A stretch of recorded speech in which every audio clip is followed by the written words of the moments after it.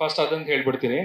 ಅದ್ ಯಾವತ್ತಂತೆ, ಯಾವತ್ತು ಶೂಟಿಂಗ್ ಅವಾಗ ಇದು ವಿದ್ಯಾರ್ಥಿನಿಯ ಪ್ರೆಸ್ ಮೀಟ್ ಇನ್ನೇನು 15ನೇ ತಾರೀಕು ನಡೆಯುತ್ತೆ. ಅವತ್ತು ಡೈರೆಕ್ಟರ್ ಕೂಡ ಸ್ಟೇಜ್ ಮೇಲೆ ಇರ್ತಾರೆ. ಆ ಸಿನಿಮಾ ಇಡೀ ತಂಡ ಇರುತ್ತೆ. ನಾನು ಒಂದು ದಿವಸನಾದ್ರೂ ಶೂಟಿಂಗ್ ಸೆಟ್ಟಿಗೆ ಲೇಟ್ ಆಗಿ ಹೋಗಿದ್ದೀನಿ ಅಂತ ಅವ್ರು ಹೇಳ್ಬಿಡ್ಲಿ ನೋಡೋಣ. ಅಲ್ಲಿ ಇರೋ ಬರೋರೆಲ್ಲ ನೋಡಿದಾರೆ ಶೂಟಿಂಗ್ ಅಲ್ಲಿ. ಇವತ್ತವರೆಗೂ ನನ್ನ ಕಮಿಟ್ಮೆಂಟ್ ಹೆಂಗಿರುತ್ತೆ ಅಂತ ಹೇಳಿದ್ರೆ, ನಾನು ಬರ್ತೀನಿ ಅಂದ್ರೆ ನಾನು ಬರ್ತೀನಿ, ನಾನು ಬರಲ್ಲ ಅಂದ್ರೆ ನಾನು ಮುಂಚೆನೆ ಹೇಳ್ಬಿಡ್ತೀನಿ, ನಂಗೆ ಬರಕ್ಕಾಗಲ್ಲ ಸರ್, ನಾನು ಹಿಂಗೆ ಬೇರೆ ಶೋ ಇದೆ, ಅಲ್ಲಿ ಹೋಗ್ತೀನಿ, ಇಲ್ಲಿ ಹೋಗ್ತೀನಿ. ಕಮಿಟ್ಮೆಂಟ್ ನಾನು ಕೊಟ್ಟಾದ್ಮೇಲೆ ನನ್ಗೆ ಎಲ್ಲೇ ಇರಲಿ ನಾನು ಶೂಟಿಂಗಿಗೆ ಹೋಗೇ ಹೋಗ್ತೀನಿ. ಇದು ಖಂಡಿತವಾಗ್ಲೂ ಸುಳ್ಳು. ಇದು ಯಾಕೆ ಈ ಮಾತನ್ನ ಅವರು ಹೇಳಿದಾರೆ ಗೊತ್ತಿಲ್ಲ. ಅವತ್ತು 15ನೇ ತಾರೀಕು ಅವ್ರು ಬರ್ತಾರೆ ಪ್ರೆಸ್ ಮೀಟಿಗೆ. ಅವತ್ತು ಬೇಕಾದ್ರೆ ಮುಖಾಮುಖಿ ನನ್ನ ಮುಂದೆ ಈ ಮಾತುಗಳನ್ನ ಆಡ್ಲಿ, ನೋಡೋಣ ಅವತ್ತು ಏನಾಗುತ್ತೆ ನೋಡ್ಬೇಕಾಗುತ್ತೆ.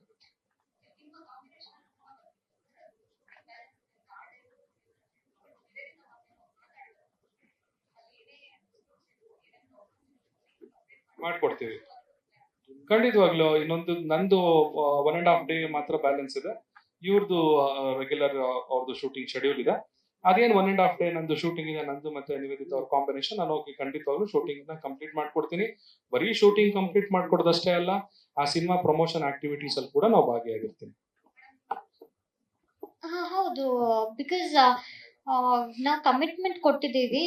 ವರ್ಕ್ ಕಮಿಟ್ಮೆಂಟ್ಸ್ ಅಂತ ಬಂದಾಗ ನಾವು ನಾ ಹೇಳ್ದಂಗೆ ನಮ್ಮಿಬ್ರ ಮಧ್ಯೆ ಡಿಸ್ಪ್ಯೂಟ್ಸೇ ಇಲ್ಲ. ಆ ಥರ ವರ್ಕ್ ಮಾಡಿ ನಿನ್ ಕೆಲ್ಸಕ್ಕೆ ನಾನ್ ಬರಲ್ಲ, ನನ್ನ ಕೆಲ್ಸಕ್ಕೆ ನೀನ್ ಬರ್ಬೇಡ ಅಂತೆಲ್ಲ ಆ ಥರ ಎಲ್ಲ ಇಲ್ಲ.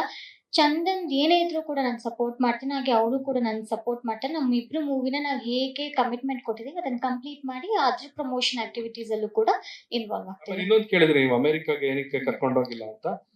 ಅವಾಗ ಶೂಟಿಂಗ್ ಅಂದ್ರೆ ಅವ್ರು ಹೇಳಿರೋದು ಅಮೆರಿಕಾಗೆ ಅವ್ರು ಮೋಸ್ಟ್ಲಿ ಕೇಳಿದ್ರು ಅನ್ಸುತ್ತೆ ನನಗೆ, ನೀವು ಎಲ್ಲೂ ರೀಸೆಂಟ್ ಆಗಿ ಎಲ್ಲೋ ಹೋಗಿ ಬಂದ್ರಲ್ಲ USA ಗೆ ಅಂತ ಕೇಳಿದ್ರು.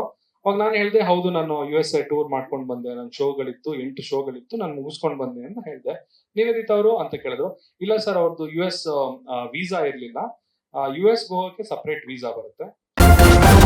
ನ್ಯೂಸ್ ಫಸ್ಟ್, ನಿರ್ಭೀತಿಯಿಂದ ನಿಮ್ಮ ಪರವಾಗಿ.